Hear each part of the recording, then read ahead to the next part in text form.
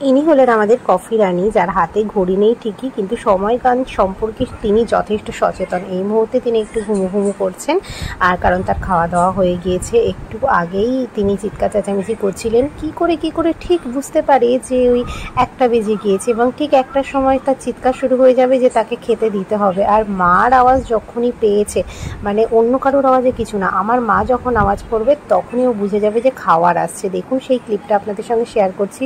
তো আমাদের বাইরে বড় কিছু কুকুর রয়েছে যারা কামড়াতে পারে, সেই চিন্তায় আমরা এই সময়টায় ওকে একটু বেঁধে রাখি, কারণ বেঁধে রাখা দেখে অনেকের অনেক মন্তব্য থাকতে পারে, সেই জন্য বিষয়টা আমি ক্লিয়ার করে দিলাম। বাকি সময় ও সারাটা সময়ই ছাড়া থাকে এবং চরম দুষ্টুমি করে। তুমি আর একবার ডাক দাও।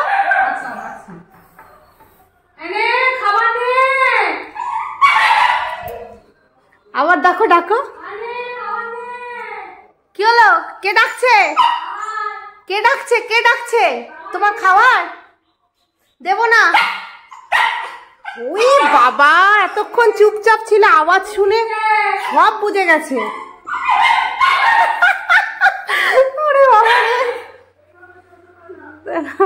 হ্যাঁ ধরেছি। আজকে কি দই ভাত?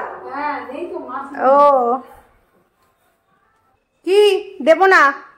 খাবে তুমি? দেব না ভাত? কে? ওরে বাবারে, দাঁড়াও, দিচ্ছি। তোমারই তো। আস্তে খাও, আস্তে। দুষ্টুমি না।